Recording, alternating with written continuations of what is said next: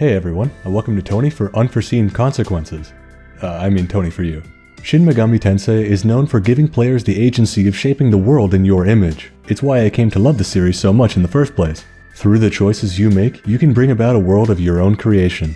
That being said, a perfect world is different to each person, and there are usually plenty of options to choose from, including destroying the world entirely. I talk a lot about the amazing themes and philosophical questions posed by these games. Almost every entry in the series has heated debates as to which ending is the best, and I've even given my own personal top 5. With discussions of the best though, it also begs the question as to which ones are the worst. So, I've gathered my highly subjective thoughts as to what 5 endings in the entire series are the least narratively satisfying. I'm wording it like that because one of the entries is a game where you have no choice in the ending. I just want to vent.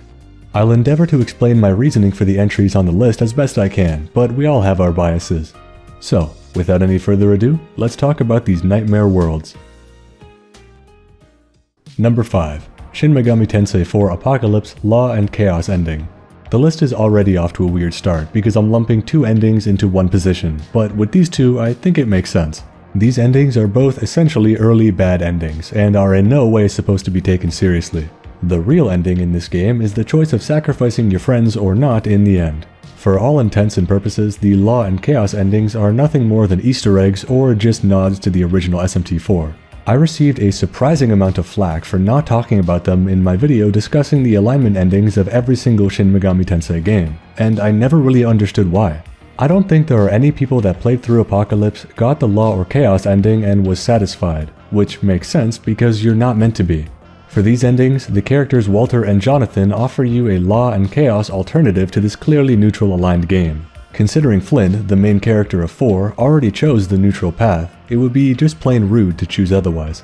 After each respective fight, you are offered pretty much the exact same Law and Chaos ending given to you in the original SMT4, albeit with much less detail. Instead of being considered a deeper choice like an SMT4, in Apocalypse, pretty much everyone around you scoffs at the mere notion of stopping your journey now.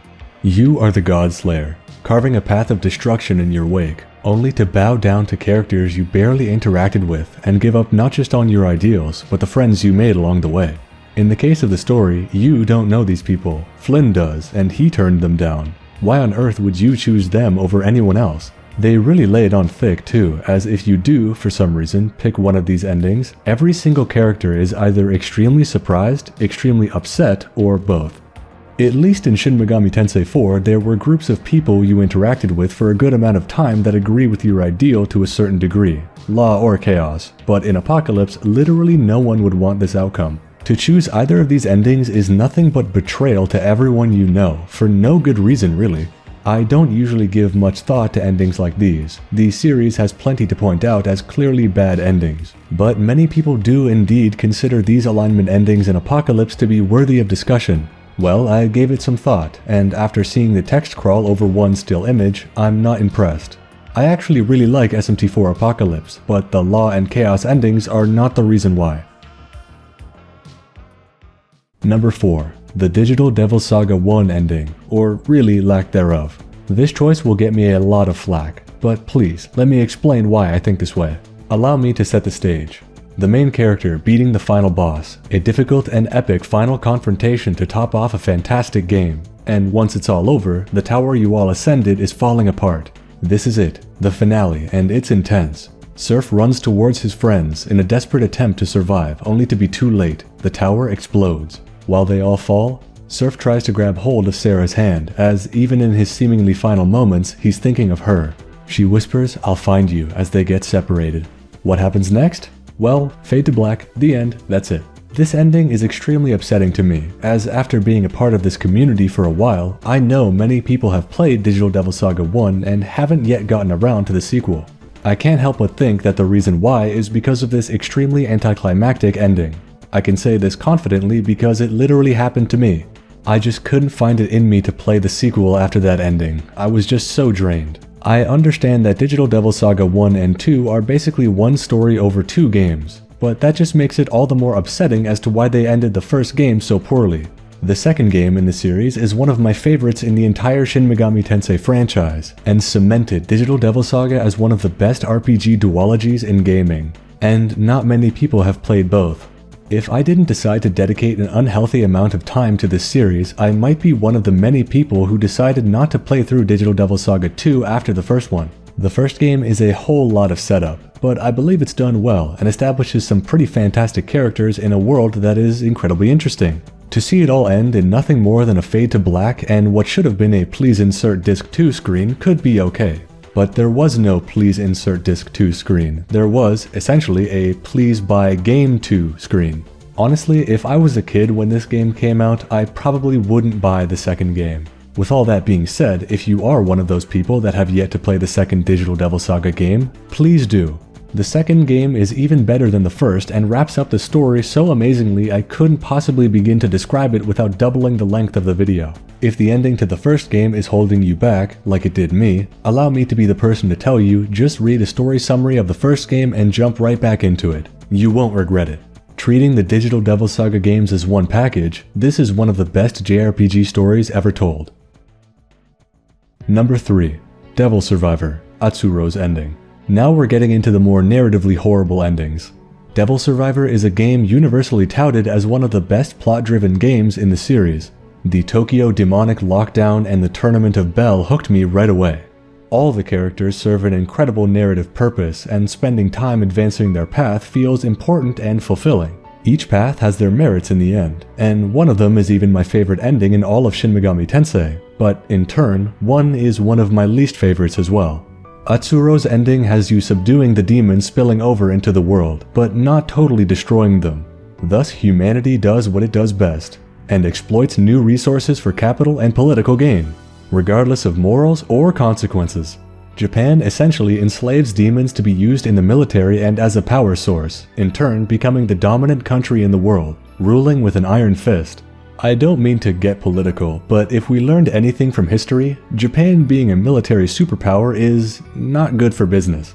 This ending pretty much feels like robbery in a way. You give up all your power for the good of humanity, only for that goodwill to be taken advantage of by the powers that be in humanity. Usually in Shin Megami Tensei, having faith in your fellow man is rewarded with a very hopeful ending of humanity getting back on its feet and learning from their mistakes. But Devil Survivor portrays a more realistic ending.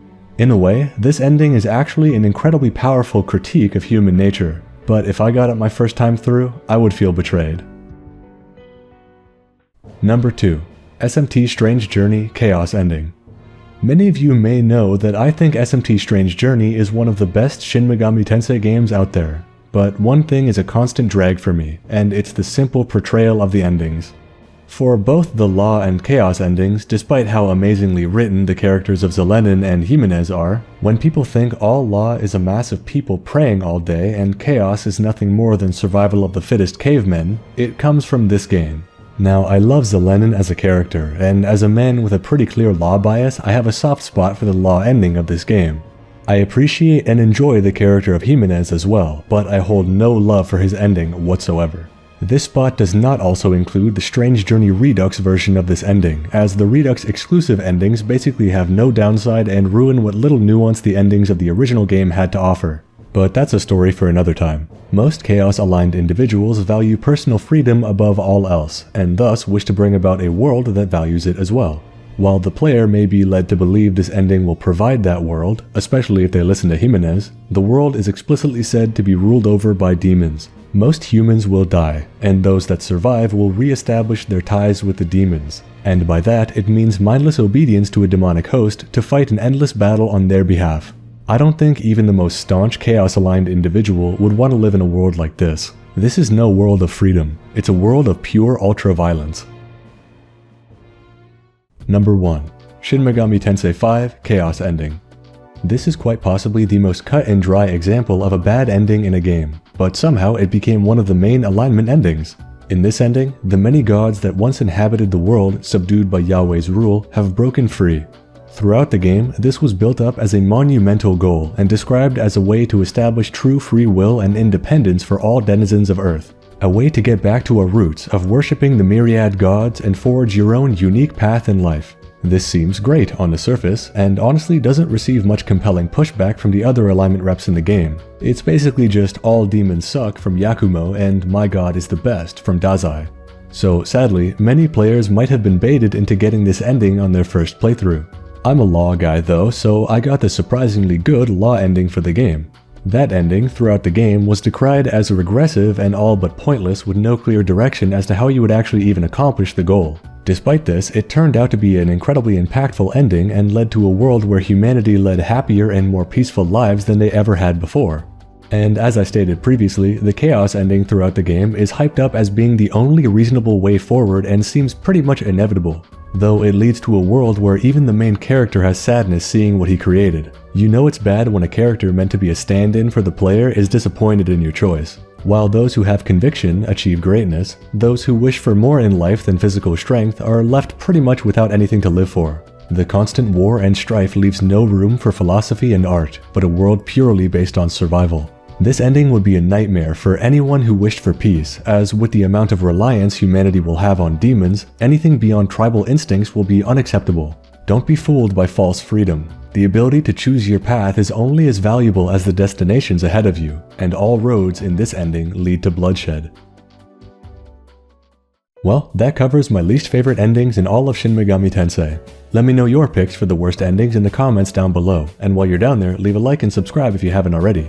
I have a pretty clear Law bias, but I think I justified my reasoning pretty well, even if most of the entries were chaos endings. Special thanks to Andre Vinicius de Silva Valens, Anton, Big T, Frankie Stoned, Goose Kebab, Jim Taylor, Just a Middleman, Matt M, Mr. 8 Eyes, Stuart Ash, The Digital Dutchman, The Toaster Messiah, VideoGamer75 and many more for supporting the channel on Patreon. If you'd like to support, check the link in the description below. Thanks for watching my top 5 worst endings in SMT, and I'll see you in the next Tony for You. Have a good one.